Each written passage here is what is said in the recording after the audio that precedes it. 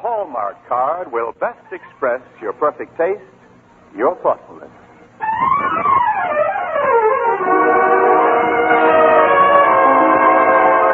Welcome now to our show. Here's a friend you all know. Charlotte Greenwood is with us again. The Hallmark Charlotte Greenwood Show, brought to you this Sunday and every Sunday at this time by the makers of Hallmark greeting cards. And here is our star, that lovable lady of stage, screen, and radio, Charlotte Greenwood.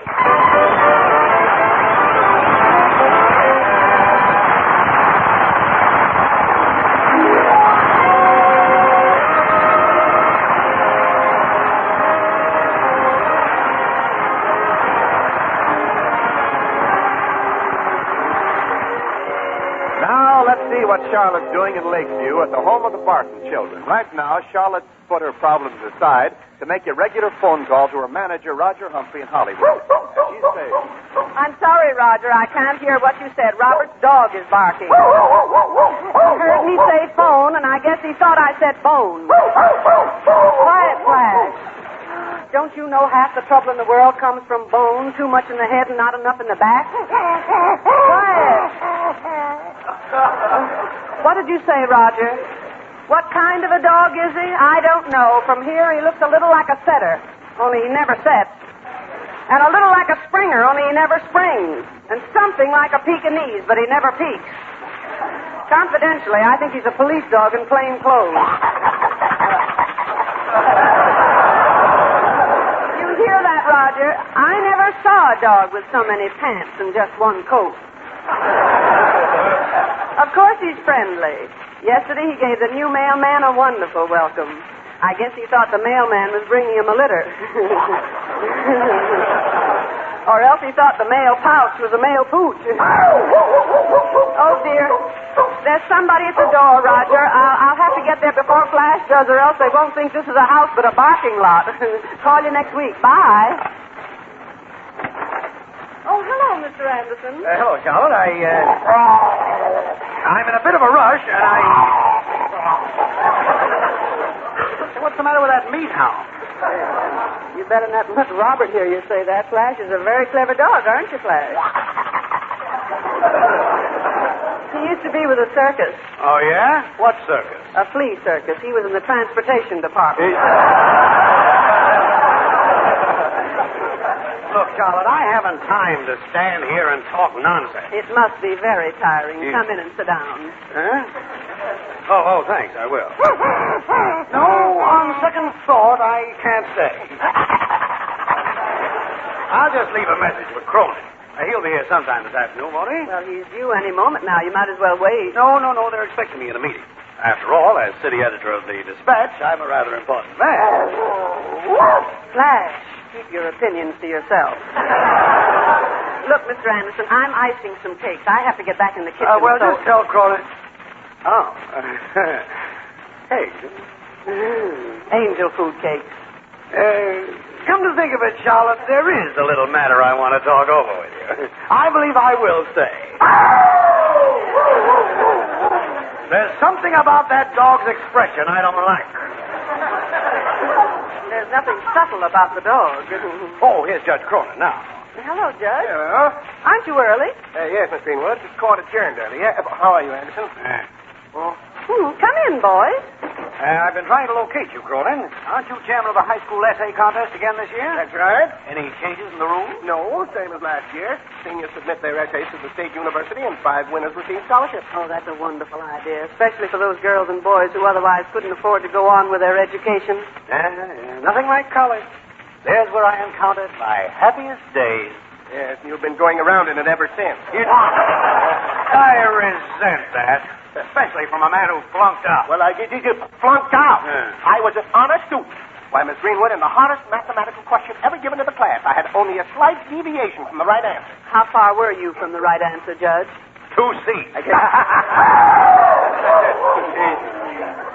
I tell you, there's something about that dog's expression I don't like. I think the dog is very articulate. Oh, my goodness, my cake. The cake? Yes, Cronin. Charlotte made some angel food cake. You know, Charlotte, I haven't seen a homemade angel food cake since I was a kid. Yes, I haven't seen one myself. You haven't? Well, you poor boys. You know what I'm going to do? I'm going to take you right out in the kitchen and let you look at one. Now, don't you get any other ideas, because there's a dance at the high school this evening, and these cakes are for the children. I'm taking them down to the lunchroom.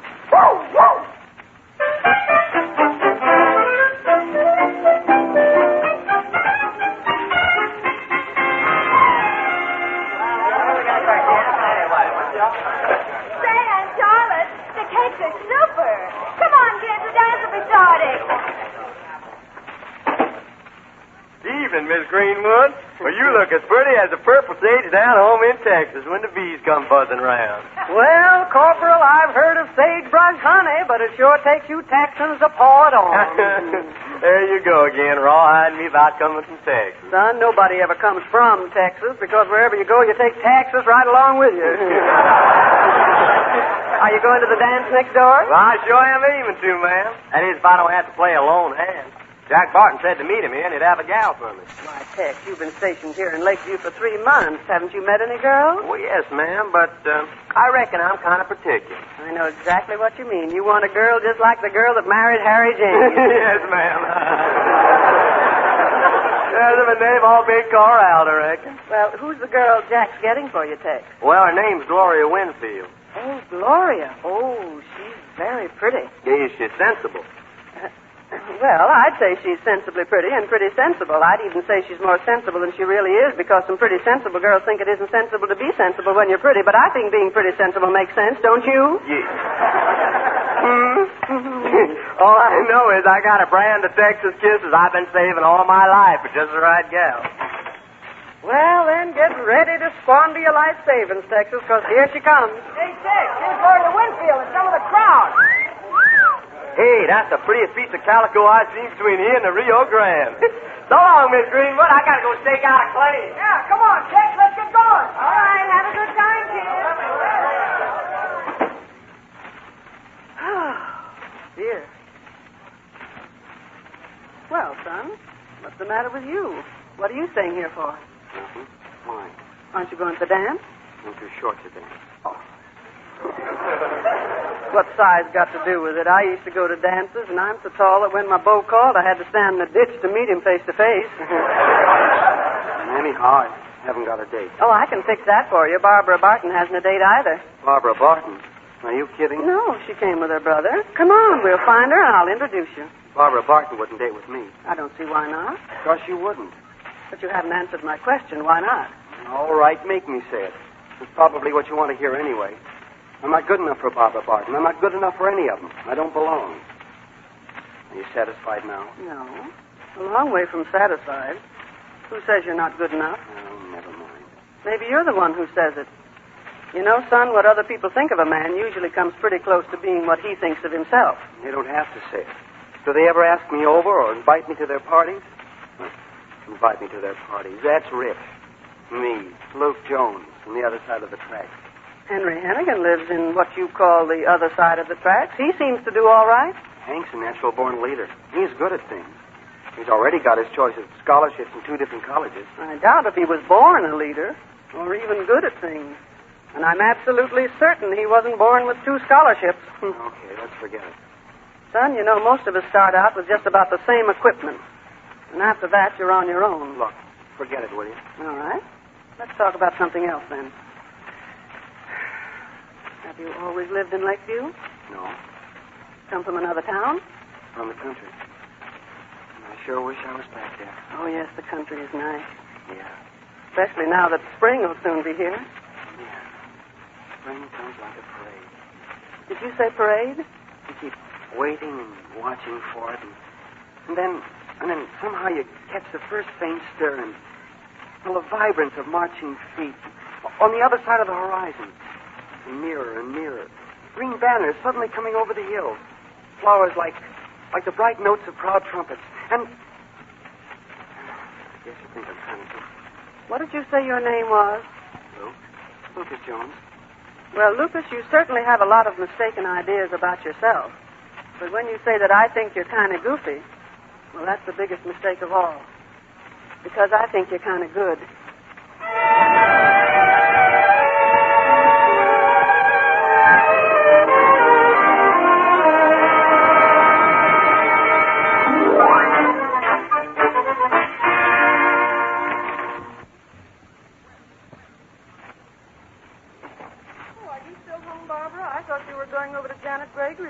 I am after a while, but I'm helping Jack with his scholarship essay. Oh, Jack, you told me you'd already sent that in to the state university. I have, but the 5 winners have to recite their essays in the high school auditorium.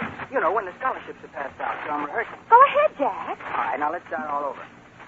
Mr. Chairman, distinguished guests, members of the faculty, alumni in the armed forces, fellow students, and ladies and gentlemen. Well, if you've left anybody out, they deserve it. Pardon me. I have chosen the subject, Great Women of History. Despite her feminine foibles, woman, generally speaking, is generally speaking. Miss Greenwood. Miss Greenwood, this is a serious matter. I'm so sorry, Jack. Woman, generally speaking, is man's best friend. Naturally, I exclude what we call in French, la belle dame sans merci. For how sharper? Oh, yes. For how sharper than a leopard's tooth it is to have a thankless friend. And, Down through the ages. Oh, wait a minute. La belle dame sans merci. For how sharper than a leopard's friend it is to have a thankless tooth. No. How sharper than a thankless tooth it is to have a leopard's friend. Oh, no, that's wrong. How sharper than a leopard's thanks it is to have a toothless friend.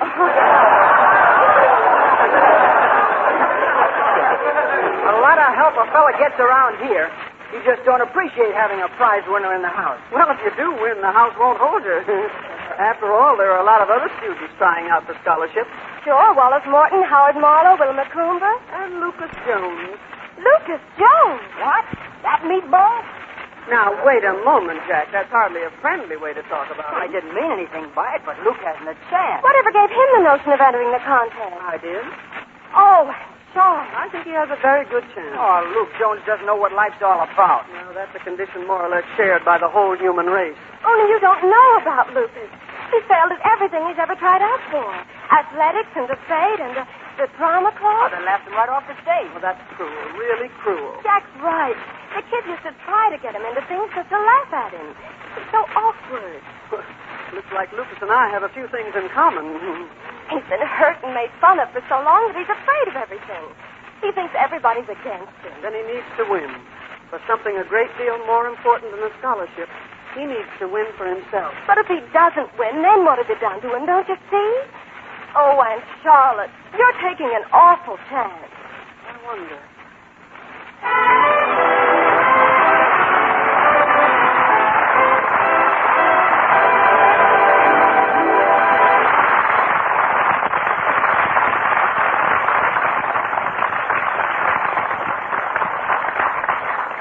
Haven't there been times when you were celebrating some special occasion and you thought of old friends far away and wished that they could be with you? Then perhaps you received cards that told you they were thinking of you, and so your friends were with you after all, sharing that happy occasion in spirit. Think how much those cards meant to you, and how much pleasure your cards can bring to your friends on their special days. Your Hallmark dealer has many fine, original cards appropriate for every occasion. There are beautiful cards in faultless taste for congratulating your friends on their wedding day, on their anniversaries, or when the stork arrives.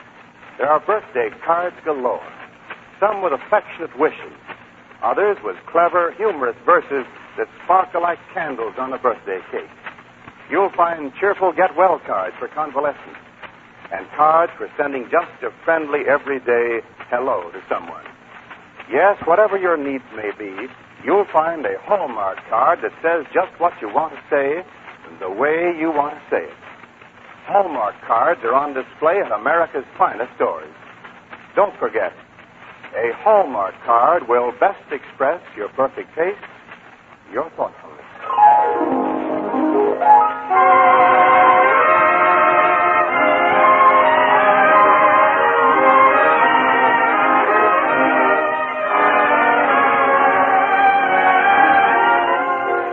And so, back to our story. Both Barbara and Jack feel that Charlotte has made a mistake by encouraging Lucas Jones to enter the essay contest. However, Charlotte doesn't agree with him. And then a few days later at the lunchroom, as the contest draws to a close. Miss Greenwood here. I'm Miss Greenwood. I'm Mrs. Jones, Lucas Jones' mother. Oh, how are you, Mrs. Jones? Lucas has told me a great deal about you. He's told me a lot about you, too.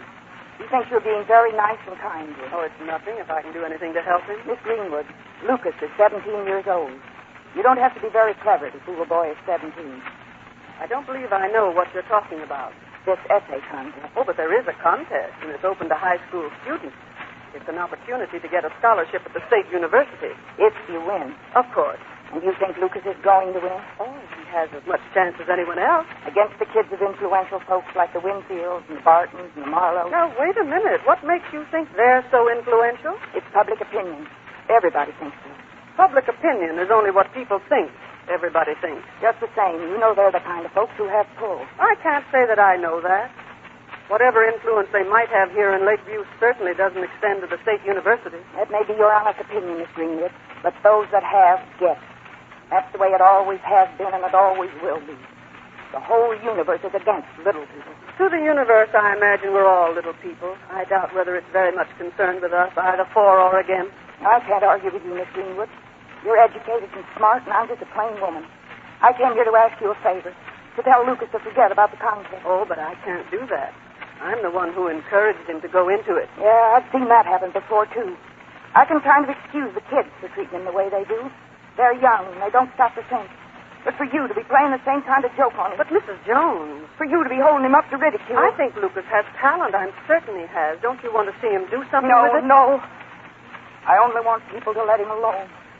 I don't care if he can't dress as well as the other kids, or join their clubs, or run around with them. I'm just asking you, all of you, let him alone.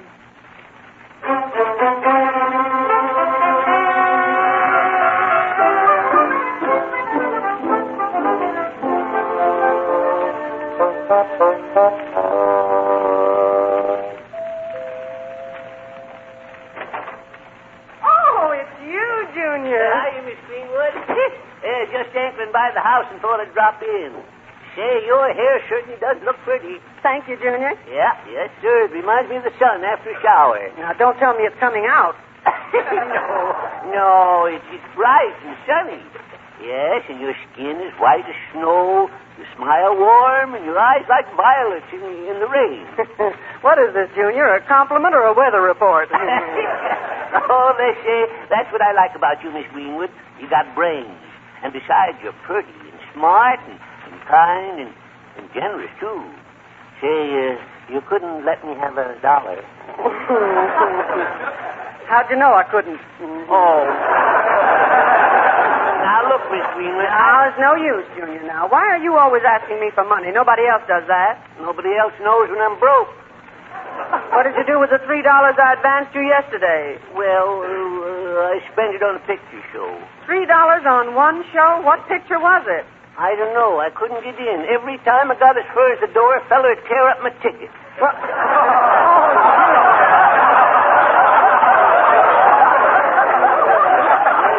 And I tell you, I need money bad, Miss Greenwood. I got to get my bicycle fixed and a whole lot of things. Oh, come on now, Miss Greenwood, please. Just this once, and I won't ask you again. Oh, well, I ought to know better, but you always talk me into it. Where's my purse? Right there in the hall stand. My. You've got good eyesight. Here's your $1. Oh, thanks, Miss Greenwood. And I still say you remind me of a summer day. I know, Junior, long and balmy. Miss Greenwood. Oh, hello, Junior. Hi, Lucas. You seeing you, Miss Greenwood?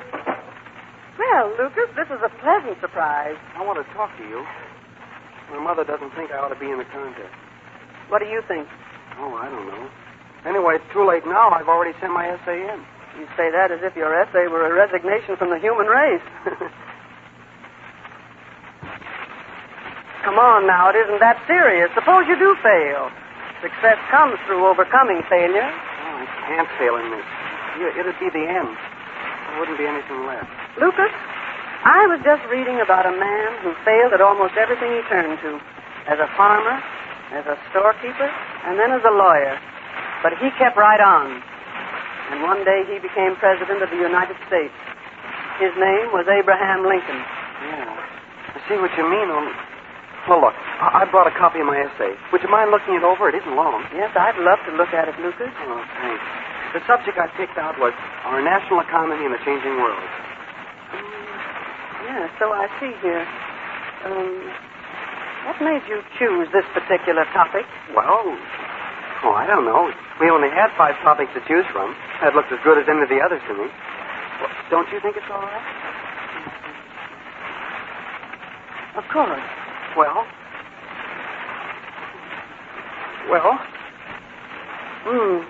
It's very interesting, Lucas, and thanks for letting me see it. Oh, well, that's it. What's this? You're not fooling me. It isn't any good. Oh, I didn't say that. You don't have to say it. It's no good. I knew it wasn't when I sent it in.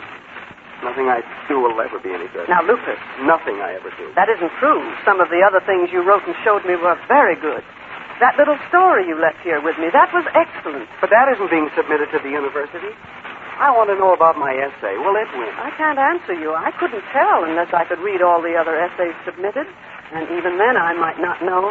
But down in your heart, you know, don't you? Don't you? Well, I'll be going. Good night, Lucas. Lucas, good night.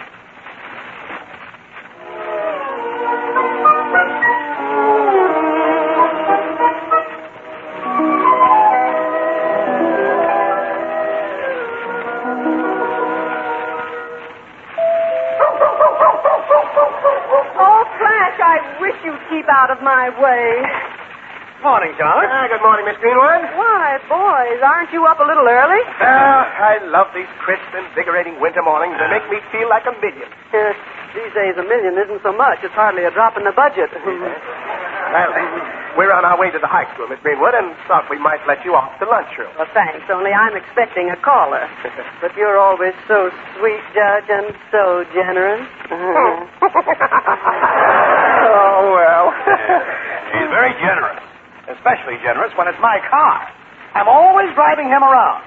He's too economical to hire a cab. Well, Mr. Anderson, you're appreciated, too. You're a dear, good friend.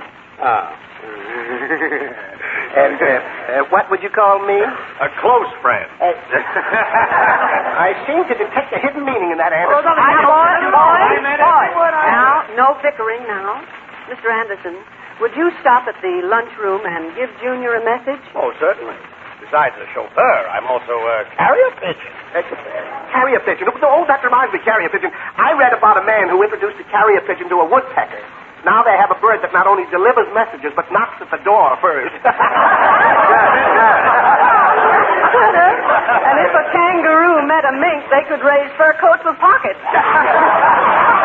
All right. Or introduce an owl to a duck for wise quack. I tell you, there's something about that dog. Oh, hello, Barbara. Good morning. Oh, Judge Cronin. Any word on the essay contest winners? Well, yes, I've got them right here. Oh, quick, did Jack win? Well, I shouldn't tell you yet, but yes. He won a scholarship with his essay on great women of history. Oh, wonderful. Well, how could he lose? A 17-year-old knows all about women, and he never knows how much he doesn't know about them till he's 70. Who were the other winners, Judge Cronin? Why, let's see. The other 4 are Gloria Winfield, Janet Gregory, Howard Morton, and Anderson. Who was the 5th? That's funny. I've forgotten. I think the name started with An L. An L. Oh, Charlotte, could it be? The list is right here in my pocket. Now, what did I do with that? Oh, yes, here it is. The name is Lester Wilson. Yeah, Lester Wilson. That was it right there. Oh, Aunt Charlotte, I told you this would happen. Why did you ever encourage Luke anyway? Because I never saw a boy that needed encouragement so badly. Yes, but now he's hurt and humiliated again. I'll go. I think it'd be a good time for me to go anyway. Good morning. Is this the Barton residence? Yes, it is. Won't you step in out of the cold? Thank you. It's really snowy out this morning. My cab had a detour coming from the station. I assume you're Mrs. Greenwood? You're still detouring. It isn't Mrs. Greenwood, it's Miss Greenwood. Oh, I'm sorry. You're sorry.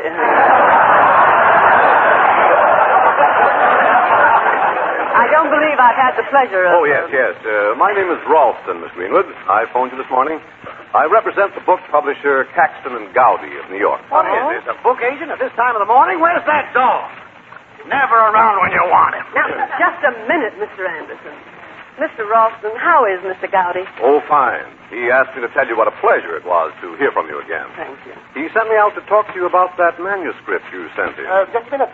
Manuscript? What manuscript? A story called Pastoral Scene by Lucas Jones. And Charlotte, you sent a story by Luke to a New York publisher? Yes, Barbara. Mr. Gowdy, the publisher, is an old friend of mine. Did he like it, Mr. Ralston? Well, he thought it was so promising and showed such definite talent that he followed your suggestion and entered the manuscript in the National Guild Award. Oh, good. And I have the pleasure of telling you that Lucas Jones has won first prize, a scholarship to Harvard. Oh, and Charlotte, you're wonderful. Whoa. Luke going to Harvard. Hey, wait a minute. Wait, let me get this story. Boy, this is front page.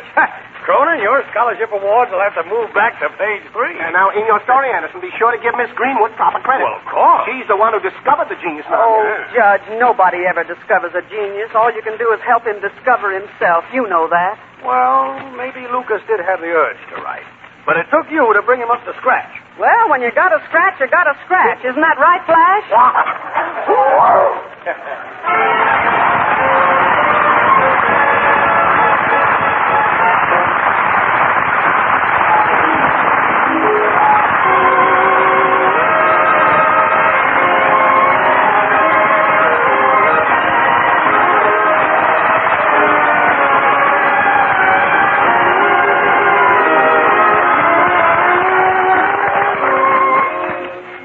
Charlotte Greenwood will be back in a moment. Meanwhile, I want to remind you again, the next time you buy a card for any occasion, look on the back for the identifying words, a Hallmark card.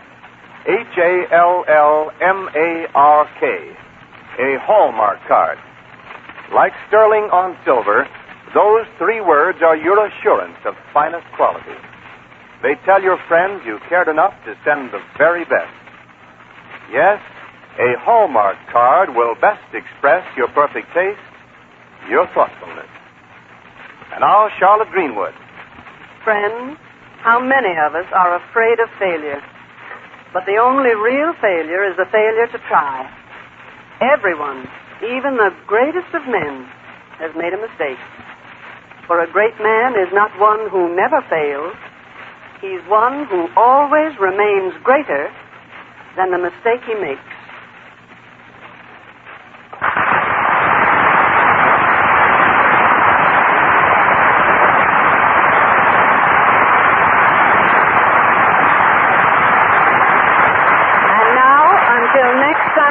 At the very same time, this is Charlotte Greenwood saying, so long, friends, until we meet again. So long, neighbor, till next Sunday, I'll just say,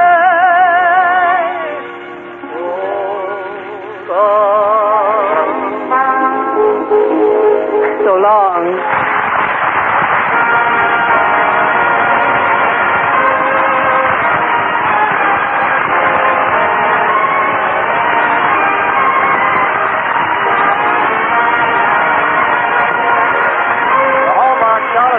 Show with John Brown, Charles Cantor, and Edward Ryan, who appeared through the courtesy of 20th Century Fox, came to you from Hollywood. This is Wendell Niles speaking. This is the Blue Network of the American Broadcasting Company. 12:30 at KECA, Los Angeles.